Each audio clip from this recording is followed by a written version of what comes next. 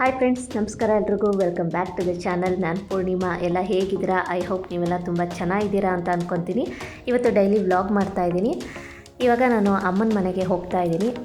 So on the way ಸ್ವಲ್ಪ video ಕ್ಲಿಪ್ಪಿಂಗ್ಸ್ಗಳನ್ನ ತೊಗೊಂಡಿದ್ದೆ, ಅದನ್ನು ಶೇರ್ ಮಾಡ್ತಾಯಿದ್ದೀನಿ. ಇವಾಗ ಮನೆಗೆ ಕೂಡ ಬಂದಾಯಿತು. ಹಾಗೆಯೇ ಈ ವಿಡಿಯೋನ ನೋಡೋಕ್ಕೆ ಮುಂಚೆ ಚಾನಲ್ನ ಹೊಸದಾಗಿ ನೋಡ್ತಾ ಇದ್ದರೆ ಸಬ್ಸ್ಕ್ರೈಬ್ ಮಾಡ್ಕೊಳ್ಳಿ. ಹಾಗೆ ಪಕ್ಕದಲ್ಲೇ ಇರುವಂಥ ಬೆಲೆಕೊಂದು ಮರಿದಲ್ಲೇ ಕ್ಲಿಕ್ ಮಾಡಿ. ಇದರಿಂದ ಹೊಸ ವೀಡಿಯೋಸ್ ಬಂದರೆ ನಿಮಗೆ ನೋಟಿಫಿಕೇಷನ್ ಬರ್ತಾನೆ ಇರುತ್ತೆ. ವಿಡಿಯೋ ಇಷ್ಟ ಆದಲ್ಲಿ ಗೊತ್ತಲ್ಲ, ಲೈಕ್ ಮಾಡಿ, ಕಮೆಂಟ್ ಮಾಡಿ, ಹೆಚ್ಚು ಜನಕ್ಕೆ ವಿಡಿಯೋನ ಶೇರ್ ಮಾಡಿ. ಫ್ರೆಂಡ್ಸ್, ಇವಾಗ ಒಂದು ರೆಸಿಪಿನ ಶೇರ್ ಮಾಡ್ತಾ ಇದ್ದೀನಿ. ಇದು ತೊಗರಿಕಾಳು, ಒಣಗಿರೋ ತೊಗರಿಕಾಳನ್ನು ನೆನೆಸಿ ಅದರಿಂದ ಇವತ್ತು ಪಲ್ಯ ಮಾಡ್ತಾಯಿದ್ದೀನಿ. ಸೊ ಅದು ಯಾವ ರೀತಿ ಇರುತ್ತೆ ಅಂತ ತೋರಿಸ್ತೀನಿ. ಫ್ರೆಂಡ್ಸ್ ನೋಡಿ, ಇವಾಗ ಇದನ್ನು ಬೇಯಿಸ್ಕೊತಾ ಇದ್ದೀನಿ. ಇದನ್ನು ಕುಕ್ಕರಲ್ಲಾದರೂ ಬೇಯಿಸ್ಕೋಬೋದು, ಇಲ್ಲ ಹಾಗೇನಾದರೂ ಬೇಯಿಸ್ಕೋಬೋದು.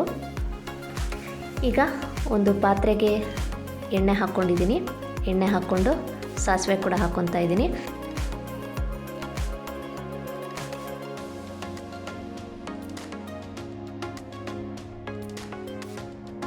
ಒಂದು ದೊಡ್ಡ ಸೈಜಿನ ಈರುಳ್ಳಿನ ಕಟ್ ಮಾಡಿ ಇಟ್ಕೊಂಡಿದ್ದೆ, ಅದನ್ನು ಹಾಕ್ಕೊಂಡು ಇವಾಗ ಸ್ವಲ್ಪ ಫ್ರೈ ಮಾಡ್ಕೊತಾ ಇದ್ದೀನಿ. ಈರುಳ್ಳಿ ಚೆನ್ನಾಗಿ ಫ್ರೈ ಆಗಲಿ ಅಂತ ಸ್ವಲ್ಪ ಉಪ್ಪನ್ನು ಕೂಡ ಹಾಕ್ಕೊತಾ ಇದ್ದೀನಿ. ಉಪ್ಪನ್ನು ಹಾಕ್ಕೊಂಡು ಫ್ರೈ ಮಾಡ್ಕೊಳ್ಳೋದ್ರಿಂದ ಈರುಳ್ಳಿ ಬೇಗನೆ ಬೆಂದೋಗುತ್ತೆ. ಸೊ ಹಾಗಾಗಿ ಈರುಳ್ಳಿಗೆ ಸ್ವಲ್ಪ ಉಪ್ಪನ್ನು ಹಾಕ್ಕೊಂಡು ಫ್ರೈ ಮಾಡ್ಕೋಬೇಕಾಗುತ್ತೆ. ಇಲ್ಲ ಹಾಗೇನೂ ಮಾಡ್ಬೋದು, ಏನೂ ತೊಂದರೆ ಇಲ್ಲ. ನನಗೆ ಹಾಕಿ ಅಭ್ಯಾಸ. ಸೊ ಹಾಗಾಗಿ ಉಪ್ಪನ್ನು ಹಾಕಿ ಫ್ರೈ ಮಾಡಿಕೊಂಡೆ. ಇವಾಗ ಬೆಂದಿತ್ತಲ್ಲ ಕಾಳು, ಅದರ ಕಟ್ಟನ್ನು ತೆಗೆದುಬಿಟ್ಟು ನಾನು ಇವಾಗ ಕಾಳನ್ನು ಮಾತ್ರ ಹಾಕ್ಕೊತಾ ಇದ್ದೀನಿ. ಹಾಗೆಯೇ ಇದರ ಕಟ್ಟು ತೆಗೆದಿಟ್ಕೊಂಡಿರ್ತೀವಲ್ಲ, ಅದರಲ್ಲಿ ಕೂಡ ಸಾರು ಮಾಡ್ಬೋದು, ತುಂಬಾ ಚೆನ್ನಾಗಿರುತ್ತೆ. ಅಂದರೆ ತಿಳಿ ಸಾರು ಮಾಡ್ಕೋಬೋದು. ಒಂದಿನ ಅದರ ರೆಸಿಪಿ ಕೂಡ ಶೇರ್ ಮಾಡ್ತೀನಿ, ತುಂಬಾ ಈಸಿಯಾಗಿ ಮಾಡುವಂಥದ್ದು. ಇವಾಗ ಅರಿಶಿಣದ ಪುಡಿನ ಹಾಕ್ಕೊತಾ ಇದ್ದೀನಿ. ಅರ್ಧ ಟೀ ಸ್ಪೂನಷ್ಟು ಮಸಾಲೆ ಪುಡಿ, ಹಾಗೆಯೇ ಅಚ್ಕಾರದ ಪುಡಿನ ಹಾಕ್ಕೊತೀನಿ. ನೆಕ್ಸ್ಟು ಅಚ್ಕಾರದ ಪುಡಿ ನೋಡಿ ಹಾಕ್ಕೊಳ್ಳಿ. ನಿಮಗೆ ಬೇಕು ಅಂದರೆ ಹಸಿಮೆಣ್ಸಿನ್ಕಾಯಿನ ಕೂಡ ನೀವು ಕಟ್ ಮಾಡಿ ಹಾಕ್ಕೋಬೋದು.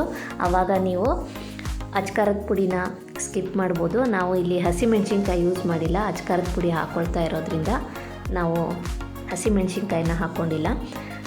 ಇವಾಗ ಉಪ್ಪನ್ನ ಹಾಕ್ಕೊಂಡು ಚೆನ್ನಾಗಿ ಮಿಕ್ಸ್ ಮಾಡ್ಕೊತಾ ಇದ್ದೀವಿ. ಉಪ್ಪು ಅಷ್ಟೇ, ಫಸ್ಟು ನೀವು ಈರುಳ್ಳಿ ಫ್ರೈ ಆಗೋಕ್ಕೆ ಹಾಕ್ಕೊಂಡಿರ್ತೀರಲ್ಲ, ಮತ್ತೆ ಹಾಕ್ಕೊಳ್ಳುವಾಗ ಸ್ವಲ್ಪ ನೋಡಿಕೊಂಡು ಉಪ್ಪನ್ನು ಹಾಕ್ಕೊಳ್ಳಿ, ಇಲ್ಲಾಂದರೆ ಎರಡೆರಡು ಸಲ ಹಾಕಿ ತುಂಬ ಜಾಸ್ತಿ ಆಗೋಗುತ್ತೆ. ಸೊ ಇವಾಗ ಮಿಕ್ಸ್ ಮಾಡ್ಕೊತಾ ಇದ್ವಿ. ನೆಕ್ಸ್ಟು ಇದೆಲ್ಲ ಮಿಕ್ಸ್ ಮಾಡ್ಕೊಂಡ ನಂತರ ನಾವು ಗುರಳ್ ಪುಡಿನ ಹಾಕ್ಕೊತಾ ಇದ್ದೀವಿ. ಇದಿದ್ದರೆ ಹಾಕ್ಕೊಳ್ಳಿ, ಇಲ್ಲಾಂದರೆ ಈ ಸ್ಟೆಪ್ನ ಸ್ಕಿಪ್ ಮಾಡಿ. ಹಾಕಿದ್ರೆ ತುಂಬಾ ಚೆನ್ನಾಗಿರುತ್ತೆ. ಇದು ನಮ್ಮ ಉತ್ತರ ಕರ್ನಾಟಕದ ಸೈಡು ಪಲ್ಯಗಳಿಗೆಲ್ಲ ಹಾಕ್ತಾರೆ, ತುಂಬಾ ಚೆನ್ನಾಗಿರುತ್ತೆ. ನೆಕ್ಸ್ಟು ಸ್ವಲ್ಪ ನೀರನ್ನು ಹಾಕ್ಕೊಂಡು ಸ್ವಲ್ಪ ಬೇಯಿಸ್ಕೋಬೇಕು ಅಷ್ಟೇ. ಈಗ ಕೊತ್ತಂಬರಿ ಸೊಪ್ಪನ್ನು ಹಾಕಿ ಒಂದು 4ರಿಂದ 5 ನಿಮಿಷ ಇದನ್ನು ಬೇಯಿಸ್ಕೊತೀವಿ. ಫೈನಲಿ ತೊಗರಿಕಾಳಿನ ಪಲ್ಯ ರೆಡಿಯಾಗಿದೆ. ಇದು ಚಪಾತಿ ಮತ್ತು ರೊಟ್ಟಿಗೆ ತುಂಬಾ ಚೆನ್ನಾಗಿರುತ್ತೆ. ಒಂದು ಸಲ ಟ್ರೈ ಮಾಡಿ. ಈಗ ಅಮ್ಮ ಚಪಾತಿ ಮಾಡ್ತಾಯಿದ್ದಾರೆ. ಈಗ ಹಿಟ್ಟು ಯಾವ ರೀತಿ ಇರಬೇಕು ಅಂದರೆ ನೋಡಿ, ಈ ಕನ್ಸಿಸ್ಟೆನ್ಸಿಲಿದ್ದರೆ ತುಂಬಾ ಚೆನ್ನಾಗಿ ಚಪಾತಿಗಳು ಬರುತ್ತೆ. ತುಂಬ ಗಟ್ಟಿಯಾಗೂ ಕಲಿಸ್ಬಾರ್ದು, ತುಂಬಾ ಸಾಫ್ಟಾಗೂ ಕೂಡ ಕಲಿಸ್ಬಾರ್ದು. ಈ ಕನ್ಸಿಸ್ಟೆನ್ಸಿ ಇದ್ದರೆ ತುಂಬಾ ಚೆನ್ನಾಗಿ ಬರುತ್ತೆ. ಇವತ್ತು ನಮ್ಮ ಉತ್ತರ ಕರ್ನಾಟಕದ ಸೈಡ್ ಮಾಡುವಂತಹ ಚಪಾತಿ ಹೇಗೆ ಮಾಡೋದು ಅಂತ ತೋರಿಸ್ಕೊಡ್ತಾ ಇದ್ದಾರೆ. ಅಂದರೆ 3 ಫೋಲ್ಡಿನ ಚಪಾತಿ ಯಾವ ರೀತಿ ಮಾಡೋದು, ಮತ್ತು ಪದರ ಚಪಾತಿಗಳನ್ನು ಯಾವ ರೀತಿ ಮಾಡೋದು, ಮತ್ತು ಒಂದು ಡ್ರೈ ಚಪಾತಿ ಯಾವ ರೀತಿ, ಒಟ್ಟು 3 ಥರದ ಚಪಾತಿಗಳನ್ನು ಇವತ್ತು ಹೇಗೆ ಮಾಡೋದು ಅಂತ ಅಮ್ಮ ತೋರಿಸ್ಕೊಡ್ತಾರೆ. ಸೊ ಮೊದಲಿಗೆ ಇಲ್ಲಿ 3 ಫೋಲ್ಡಿನ ಚಪಾತಿ ಯಾವ ರೀತಿ ಮಾಡೋದು ಅಂತ ತೋರಿಸ್ಕೊಡ್ತಾರೆ. ಸುಮಾರು ಜನಕ್ಕೆ ಗೊತ್ತಿರುತ್ತೆ. ಸೊ ಗೊತ್ತಿಲ್ಲದವ್ರಿಗೆ ಈ ಒಂದು ವಿಡಿಯೋ ಯೂಸ್ ಆಗುತ್ತೆ ಅಂತ ಅಂದ್ಕೊತೀನಿ. ತುಂಬಾ ಚೆನ್ನಾಗಿರುತ್ತೆ. ನನಗಂತೂ ಚಪಾತಿ ಅಂದರೆ ತುಂಬಾ ಇಷ್ಟ. ಸೊ ಅದರಲ್ಲೂ ಅಮ್ಮ ಮಾಡೋ ಚಪಾತಿ ತುಂಬಾ ಇಷ್ಟ ಆಗುತ್ತೆ ನನಗೆ. ನೋಡಿ, ಇವಾಗ ಫಸ್ಟು ಈ ರೀತಿ ಲಟ್ಟಿಸ್ಕೊಂಡು ಎಣ್ಣೆ ಹಚ್ಕೋಬೇಕು. ಆಮೇಲೆ ಇದನ್ನು ಫೋಲ್ಡ್ ಮಾಡಬೇಕು. ಎಣ್ಣೆ ಹಚ್ಚಿ ಮಾಡೋದ್ರಿಂದ ಚಪಾತಿ ತುಂಬಾ ಸಾಫ್ಟಾಗಿ ಬರುತ್ತೆ. ತಿನ್ನೋಕ್ಕೂ ಅಷ್ಟೇ ತುಂಬಾ ಚೆನ್ನಾಗಿರುತ್ತೆ. ಹಾಗೆಯೇ ಅಮ್ಮ ಅಂತೂ ತುಂಬ ಫಾಸ್ಟಾಗಿ ಚಪಾತಿ ಮಾಡ್ತಾರೆ. ಒಂದು ಕಡೆ ಲಟ್ಟಿಸ್ಕೊತಾ ಇರ್ತಾರೆ, ಇನ್ನೊಂದು ಸೈಡು ಅದನ್ನು ಅಂದರೆ ಚಪಾತಿನ ಸುಡ್ತಾ ಇರ್ತಾರೆ. ಈ ರೀತಿ ಮಾಡ್ತಾರೆ ಅವರು. ನನಗೆ ಇಷ್ಟು ಫಾಸ್ಟಾಗಿ ಮಾಡೋಕ್ಕೆ ಬರೋದಿಲ್ಲ. ಫಸ್ಟು ನಾನು ಎಲ್ಲನೂ ಲಟ್ಟಿಸ್ಕೊಂಡು ಆಮೇಲೆ ನಾನು ಚಪಾತಿ ಸುಡೋದು. ಸೊ ಇವಾಗ ಲಟ್ಟಿಸ್ಕೊತಾ ಇದ್ದಾರೆ. ನೋಡಿ ಇನ್ನೊಂದು ಸೈಡ್ ಆಗ್ತಾಯಿದೆ. ನೋಡಿ ಎಷ್ಟು ಚೆನ್ನಾಗಿ ಉಬ್ಬಿ ಬರುತ್ತೆ ಚಪಾತಿ. ತುಂಬಾ ಸಾಫ್ಟಾಗೂ ಇರುತ್ತೆ, ತಿನ್ನೋಕ್ಕೂ ತುಂಬಾ ಚೆನ್ನಾಗಿರುತ್ತೆ.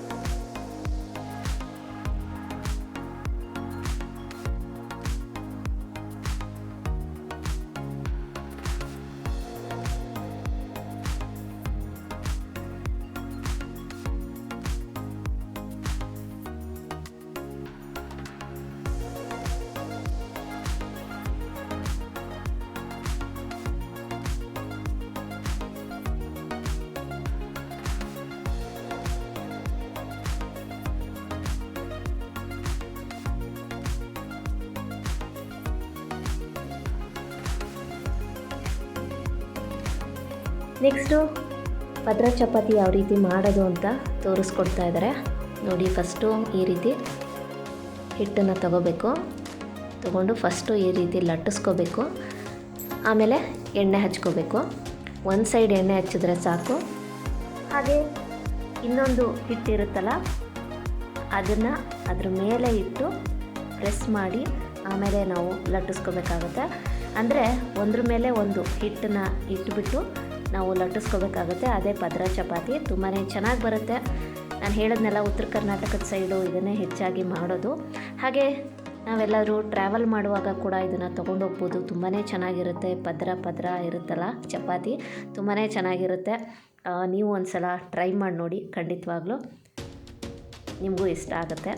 ಹಾಗೆಯೇ ಯಾರು ಹೊಸದಾಗಿ ಅಡುಗೆ ಕಲಿಯೋರಿಗೆ ಈ ಥರ ಚಪಾತಿನ ಮಾಡೋದು ತುಂಬ ಈಸಿ ಆಗುತ್ತೆ. ಬೇಗನೆ ಕಲ್ತ್ಕೊಂಡ್ಬಿಡ್ಬೋದು.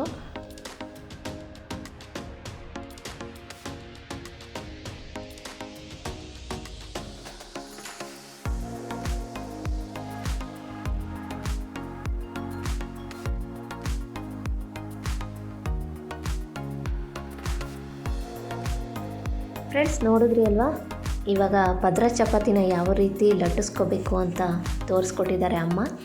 ಇವಾಗ ಎಣ್ಣೆ ಹಚ್ಚಿಬಿಟ್ಟು ಇದನ್ನು ಮತ್ತೆ ತಿರುಗಿಸಿ ಹಾಕಬೇಕು. ಅಂದರೆ ಎರಡೂ ಸೈಡು ಇದು ಚೆನ್ನಾಗಿ ಆಗಬೇಕು. ಯಾಕೆಂದರೆ ಹಸಿಬಿಸಿ ಆದರೆ ಚೆನ್ನಾಗಿರಲ್ಲ. ನೋಡಿ ಪದ್ರ ಎಷ್ಟು ಚೆನ್ನಾಗಿ ಬಿಡ್ತಾ ಇದೆ ಅಂತ. ತುಂಬಾ ಚೆನ್ನಾಗಿರುತ್ತೆ. ಒಂದು ಸಲ ಟ್ರೈ ಮಾಡಿ ನೋಡಿ. ನಮ್ಮನೇಲೆಲ್ಲ ಹೆಚ್ಚಾಗಿ ಪದ್ರ ಚಪಾತಿನೂ ಮಾಡ್ತಾರೆ. ಇಲ್ಲ ಅಂದರೆ 3 ಫೋಲ್ಡಿಂಗ್ ಚಪಾತಿ ಇರುತ್ತಲ್ಲ, ಅದನ್ನು ಹೆಚ್ಚಾಗಿ ಮಾಡ್ತಾರೆ.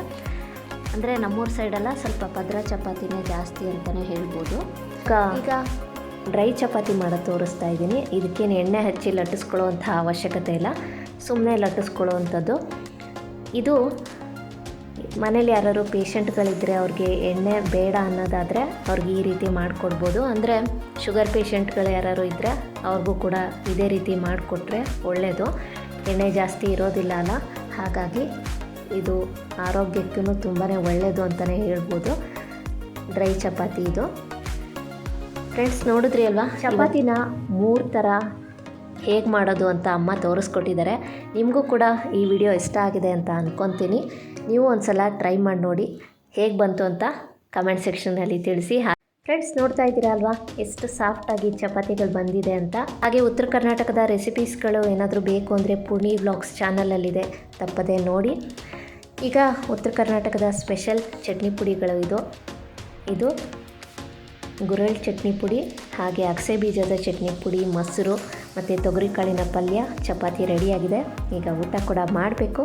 ಇವತ್ತಿನ ವಿಡಿಯೋ ನಿಮಗೆ ಇಷ್ಟ ಆಗಿದೆ ಅಂತ ಅಂದ್ಕೊತೀನಿ. ಇಷ್ಟ ಆದರೆ ವಿಡಿಯೋ ಒಂದು ಲೈಕ್ ಮಾಡಿ, ಕಮೆಂಟ್ ಮಾಡಿ, ಹೆಚ್ಚು ಜನಕ್ಕೆ ಈ ವಿಡಿಯೋನ ಶೇರ್ ಮಾಡಿ. Thank you for watching.